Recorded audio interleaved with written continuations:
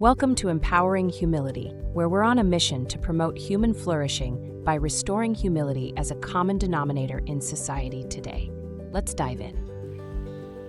Hello, Giancarlo, and welcome back to episode 2 of the Empowering Humility podcast. Today, we're going to be talking a little bit about the presidential election that is upcoming. So today, we are recording this. It's October 16th, and we're about 3 weeks away from the elections in the U.S., and because of that, we are deep in election season. And we also, because of that, are having a little bit of a divided moment in our history. You know, not just this election season, but last election season, the last decade or so has been pretty fraught politically, if I can put it mildly. You see a lot of families, friends, divided over major issues, some cultural issues, some I think could be taken less seriously than others, but, just lots of issues. Lots of people have feelings about them, and it's really tearing people apart. And it's putting people in camps or identities or tribes, tribal politics, identity politics. This is a very big issue. This is a big problem. And your argument is that humility could really help bring people together, foster more dialogue, more openness, more collaboration. So my first question is, what do you see from your perspective, living in the U.S., also living abroad, about this political divisiveness that we have, and how humility or hubris is related to that? Well, I think we all, if we're humble, like to be right. We don't like insecurity. It's in our, not that I'm a proponent or a believer in evolutionary psychology, but I'll go with that for a moment. Back in the Serengeti, security is a I know Simon Sinek talks about it, it's a very important thing. So, but we don't want to be falsely secure. And so, take that natural human desire to feel secure. And what politicians tell us is they are our security blanket. Mm-hmm. So they're going to do fear, uncertainty, doubt. And hey, they are the security blanket. And that's fine. We want them to help,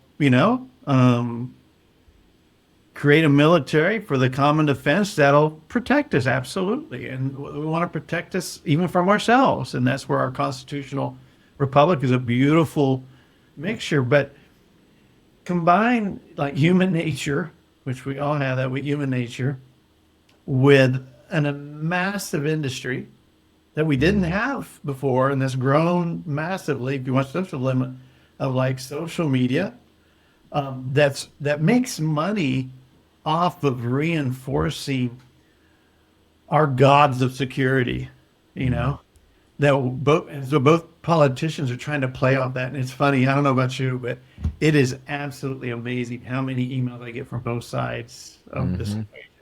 Absolutely. And it's like used car salespeople on steroids.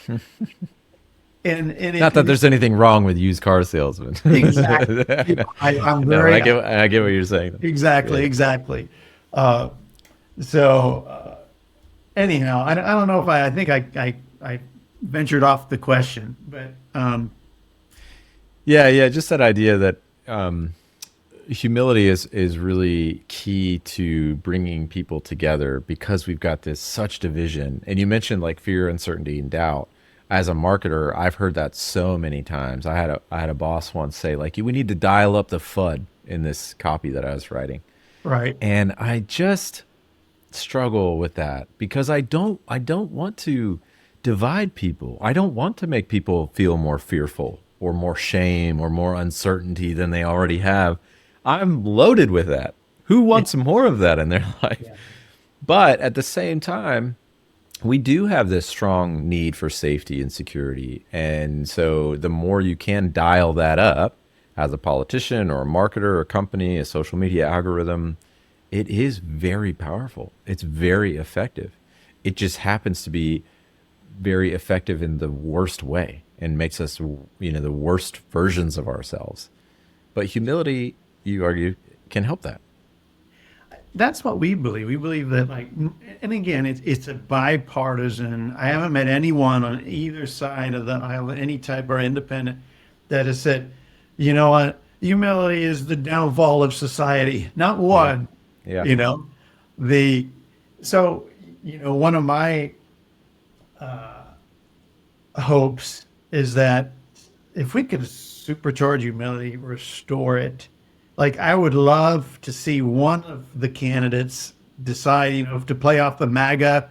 We have MAGA, Make America Great Again, and then Bobby Kennedy came along and said, Make America Healthy Again.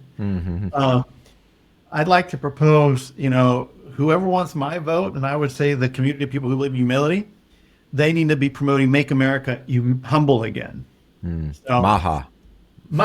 That's Maha. right. And I think that overarches and would satisfy Trump. To make America great again, we've got to be humble again.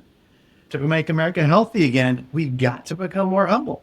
All those, let's say, CEOs of industrial food production, there's some humility there because, and even Elon Musk said it. I admired his humility. I'm going to give kudos to Elon. He mentioned that he was humble enough to recognize when someone asked him, why will you not take Twitter public? He was humble enough to, we'll say, admit that if I do that, I am forced to prioritize shareholder wealth at the expense of client health. And I thought, wow, we need more humble leaders. And arguably, humble leaders outproduce arrogant ones in the long term, maybe not in the short term. But another statistic I absolutely just is an anchor statistic as a business leader that Dr. Nathan Furr shared with me when he was at Brigham Young in a webinar, was that 70% of the Fortune 500 will not be there in 50 years. Majority is in decline. The majority are more incentivized, again, to maximize shareholder wealth at the expense of client and employee health and well-being. So the antidote for that is humility. And that's not, I'm not arguing to not maximize shareholder wealth, but can we rise the tide for all ships instead of rising the tide for shareholders while lowering the tide for employees and clients? I think it's absolutely possible. For me, living in Italy right now, a more humble culture has been preserved. I'll share with you one of my favorite humbling moments I had as an American living part-time in Italy. Down the street from me, I have a wonderful brother-sister owned bakery. They do a beautiful job. It's just, and again, even the excellence of our work, I would argue, is tied to humility, right? I being a guy who, and Dr. Nathan Furr, he wrote a book called Nail It Then Scale It, and I'm a big fan of it. I've told many people that book is more valuable than my MBA. And so I basically presented this concept to her. Why don't you've nailed it, let's scale it. And without missing a beat, Brandon, she goes, why? And it hit me like she's making a living, she's taking care of her customers, she's taking care of her clients, she's perfectly happy. Now, there's nothing wrong with if she did want to scale, but that humility, that commitment to maybe a value beyond herself, she could certainly make a ton more money. But in other words, she had the humility to value things beyond like a financial return or a name on a billboard. So anyhow, I feel that humility, again, even in the political environment, if we can just supercharge humility, we can decentralize and push back down prosperity and individual human creativity and value. I see so many people that are marginalized because they don't fit the pop culture, definition of what is success. Does that make sense? Yeah, totally. Again, as a marketer, I feel that all the time. If I nail it and then scale it. You got to scale, you got to grow, you got to 10x your business. Right. And yeah, I've felt that so much as a business owner, that pressure to do so. A, but B, the difficulty of not growing sometimes. I mean, there's periods where you go through great demand and yes, it's working, everything's going great, but then it causes other problems. Maybe I'm working late, maybe I'm stressed, maybe it's really hard to get that balance right. Very, very hard. And I've traveled to Italy a couple of times, traveled around Europe, and I do notice what you're talking about, where they have such pride in their work, and it's not always work that we Americans would be like, oh, that person's wildly successful, like they own a bakery, Yeah. or they're a baker, and but they have such pride in their work, and they love being, let's say, a neighborhood staple. Yeah. They're not interested in becoming this conglomerate. They just love being in their neighborhood and serving the people that they love, and going home at a decent hour. And I think that's such a beautiful, beautiful thing. Right. So, yeah, I'll call it humble pride. They have humble I pride. like that. Yeah, I like it. I like it. I didn't even argue having more fun this weekend at our local market. The family who does curtains. I thought it was so cool. I watched like another family-owned vendor run over to him and bring him like a glass of wine. I'm like, in a corporate environment, has anyone ever brought you like a beer or I mean, like it was so cool. It was so authentic. There I love wasn't that. like a you know hey, what if that ends up on the news because you have a drinking, you know what I mean? Like how you Yeah, think yeah, yeah. all the bureaucracy and all the regulations that have just made life and business so stale. And I'm not promoting like drinking at work at all, but it was more just the casual, familial, and what's interesting to kind of play into back into the political discussion. Even the Surgeon General has called out how loneliness and lack of connection is an epidemic. That's the Surgeon General. Okay. And what's interesting is, he mentioned that we need to strengthen social connection.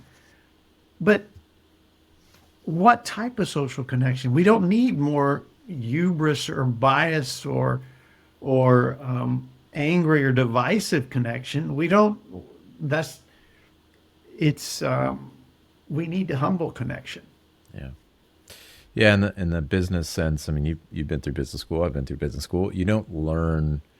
Uh, you don't learn how to go outside the bounds. The point of business school is to learn how to cut costs and make things efficient and Yeah. streamlined, and then scale and all that sort of thing. You don't learn like, oh, and by the way, when you're doing this event, go run over and waste your wine and Exactly. give it away for free, Exactly. even You see though how that would. that makes sense? Exactly. Yeah, exactly. Is that an expense? Exactly. Yeah, it's a different way of thinking. But bringing it back to so that's in the business world. Bringing it back to the political world, I think this is something people are hungry for bringing wine over to somebody at an event. But people are hungry for a humble leader, like you're saying. A recent example has come to mind while you're talking is there was a presidential debate, Trump and Kamala, and both of those candidates were attacking each other and name calling and fomenting that kind of division that we've talked about, that pride and self-centeredness will create, and therefore create in their tribes. This is on And purpose. But then there was the vice presidential debate a few weeks later. This is 2 weeks ago, 3 weeks ago, and this was between Waltz and Vance. And I thought, as a consumer, I'm politically independent, and I'm not pro either party at this point, but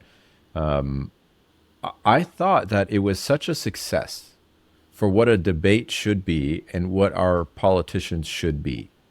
Now, I'm not saying that their policies were wonderful and all of that. I'm not even getting into any of that. Before any of that, or any of their past and things that they've said or lied about or whatever. I'm not talking about that. But on stage, with the two of them talking, and the way that they were talking about and to each other, I thought was such a breath of fresh air for people to watch in our political scene. And I felt like a lot of the commentary that I saw the next day agreed with that. And people that I talked to anecdotally also agreed with that, that they saw those two people talking to each other, seemed to have respect for each other, at least in the things that they were saying to each other. And they were listening and they were like, hey, we agree on this point. We have some common ground on this point, but I see it this way. They see it this way. It felt like such a breath of fresh air. And I feel like if more politicians would do that, I think they would gain so much trust and respect from the American people because we are desperate for it. Absolutely. Absolutely. I did not see the second debate, but as you were kind of sharing that, and I bet listeners listening are going, yeah, it's such a breath of fresh air when you see someone be respectful and civil. I think two people come to mind, two presidents on both sides of the aisle that kind of came to mind, and they did really well with their constituency, even though I thought Reagan was very diplomatic, but also Obama, so I hope, and that's kind of where I'm at is, the the Harris campaign or the Trump campaign, like I believe, and I hope that the campaign or the administration that demonstrates to be truly the most authentic, humble, to truly respect and value people they disagree with, will be selected as president. And I agree. Someone else who comes to mind who I think is a really interesting, and I'm not endorsing her position. That's not my place for this podcast. Independent like you, but I do admire her alignment, Tulsi Gabbard's alignment, because implicitly her defense of free speech, in my opinion, is a defense of humility, and she's chosen, and she believes that the Trump advance campaign defends that more strongly. And so, I think, I think, her and Bobby Kennedy, and I guess Waltz and Vance are showing signs of humility, which I would bet money represents more the middle of America than the extremes that support our two bipolar political environment. Yeah, I agree. There's the next day during the debate or after the presidential debate, the first one with Trump and Kamala, there was a lot of video clips of comparing those two with Romney and Obama's debate, 10 years before or 8 years before. Is that right? No, it's 2008? I don't know. It was a while back. Anyway, a couple years ago. But the Romney and Obama debate was so respectful of each other. They were talking about their, anniversaries of their wives and, just different, there was so much decorum. And I think that people are so desperate and hungry for decorum and civility. But to your point, we want to be right. And so we have this, defensive posture about all our views, and they're wrong and they're the opponent and they're, idiots for believing such and such. And I think that's so damaging. And so to have politicians that maybe are trying to work toward that is really powerful. Well, and I will give a free pass to both campaigns. They're products of the people they represent, and the people they represent is us.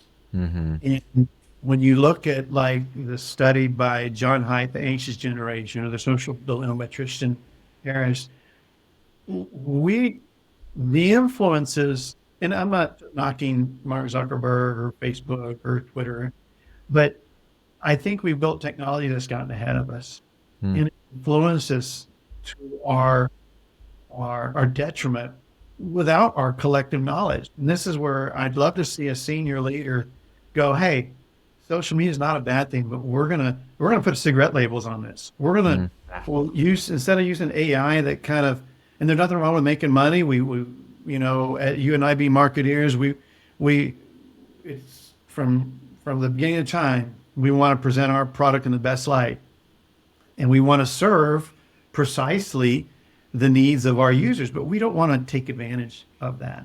So I think a leader that can kind of manage that balance and encourage humility, encourage responsibility, because I think that's the other thing too that humility does in politics is it restores responsibility with freedom.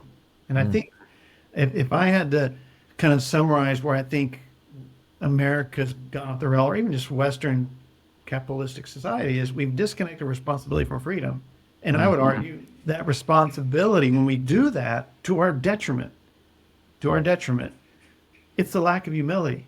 Like we've truly idolized, became the idol our own division, our own beliefs, to where I now don't see you as another person that I disagree with. Like you're an enemy, and I think, and then it muddles the true enemies, right, of that we're facing.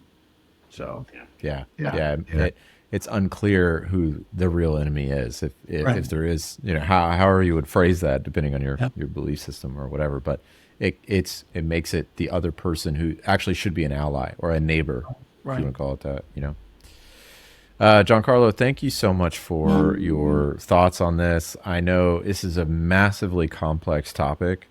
There's 1,000 different ways that we could go in a conversation like this, but I'm grateful that we try to find the via media, the middle way between different extremes and different ways that you can take the conversation. But humility really is, to your point, it's the way to find the balance between, being passionate and arguing your case for a better world, but also not vilifying somebody else and not getting defensive or divisive in that way. And I think if politicians could embrace more humility, especially, if I may say, through the eHumility app, I think it would be such a much better world that we could live in. So I'm thankful for your work and your team's work, and excited to see what comes of it. Well, I might just throw in something, Brandon, that just as we've created like industries to tackle smoking, right? You have nicotine patches, you have nicotine gum, you have warning labels. Why not do the same thing for restoring humility? We're just one technology platform that's trying to build tools to help restore humility. But we do believe that to rise this tide, we need a lot more ships working to do it. So, and some good political leadership, I hope, will come about to help lead that. So I'm vote for Make America Humble Again. And that's my political promotion for the listeners, is whoever you think will be more authentic and encouraging humility, vote for them. That's right. Make America Humble Again. Maha. I'm in the Maha tribe. Exactly. I love that. Giancarlo, thanks so much. We will see you in a future episode. Thanks, Brandon. See you.